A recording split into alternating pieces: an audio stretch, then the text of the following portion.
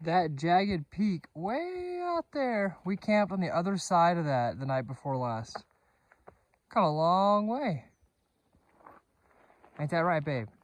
That's right.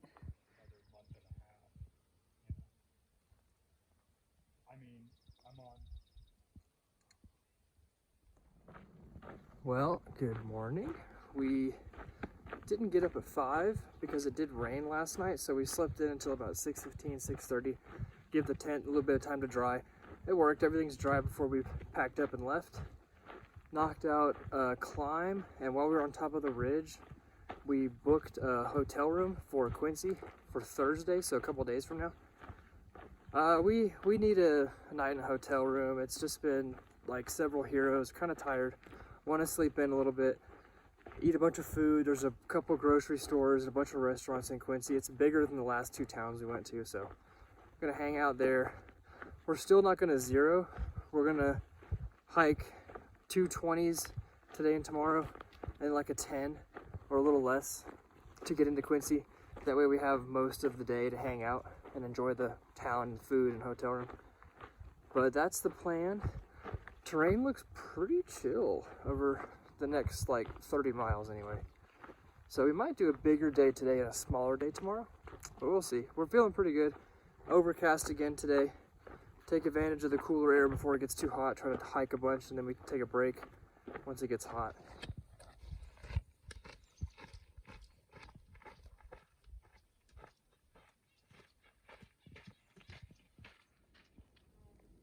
I wonder which way to go. Shade, a breeze, and a view. That's all we need for lunch.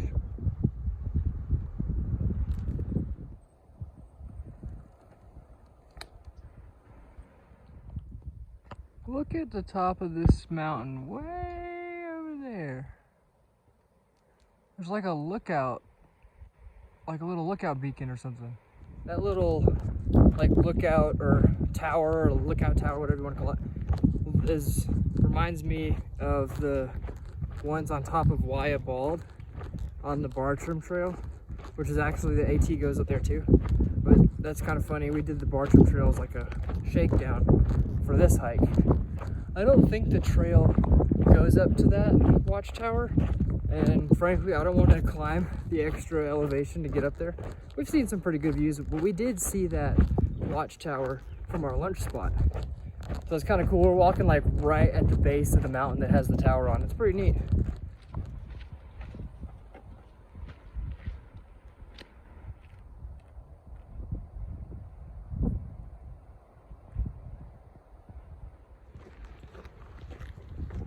We are crossing the road that connects Quincy to the next town. So this is the first option. If you want to hitch into Quincy, we're gonna go to the second road. It's a little closer to the town. It's like 30 miles further or 25. But you can hitch in from here. There's just nobody here.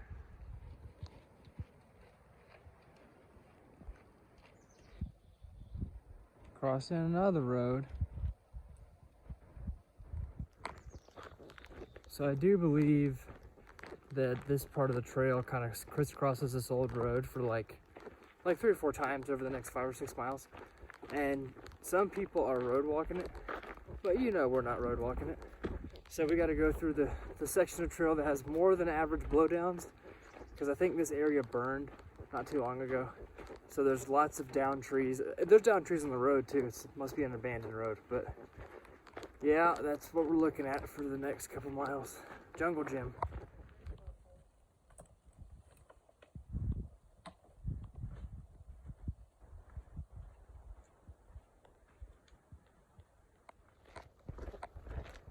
Crossing the road again.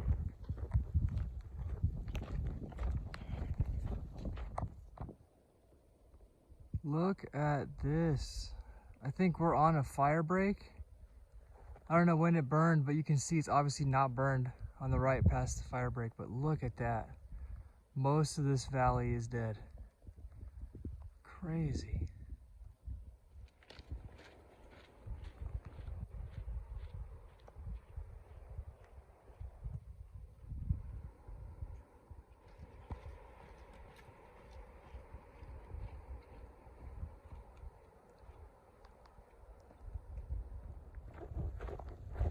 So the trail's just walking down this fire break for looks like a while. Fire breaks just one of the tools they use to manage wildfires. I think that's nationwide. They'll get a couple dozers in here and just push anything flammable off, make a big strip of just dirt. So when the fire gets there, hopefully it doesn't jump the break and it dies there. It looks like it worked here because the forest on the other side of the fire break's green and all the trees are still alive. So that worked out here.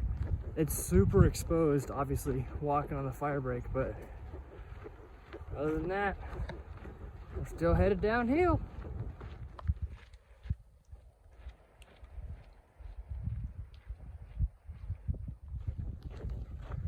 So we talked to some other hikers, and I'm glad we did, because the game now is finding a spot to camp that's not under all these dead trees, because it's kind of windy up here and you can hear them cracking when the wind blows. So the last thing you want to do is get crushed by a dead tree. So there's not a lot of spots between here and like 15 miles from here that aren't surrounded by dead trees. So we're gonna pull our day forward a little bit. I think we're gonna do like a 22 instead of a 24 or 25, because we found a good spot that's not covered by dead trees. So hopefully there's nobody there whenever we get there, but that's the new plan. Check and adjust with the fire.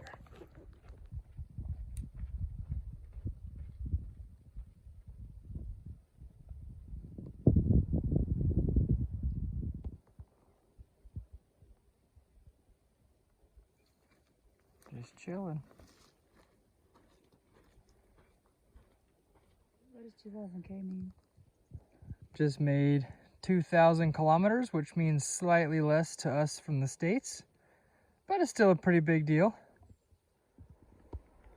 Got a little spot with some live trees to keep us safe. Found a good little spot. We did 24 miles today. We have another 24 to do tomorrow. We're close to it. We didn't get a swim today, but there's 2 spots to swim tomorrow, so that's good. Knock off some of this dust.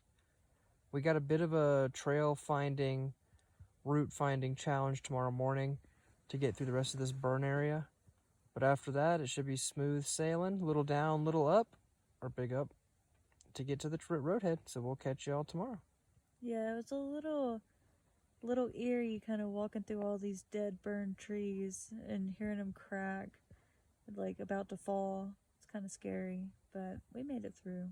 Yeah, we found a little spot kind of sheltered from that. We found a little section of live trees, so we should be safe tonight and have to keep walking out of this big fire.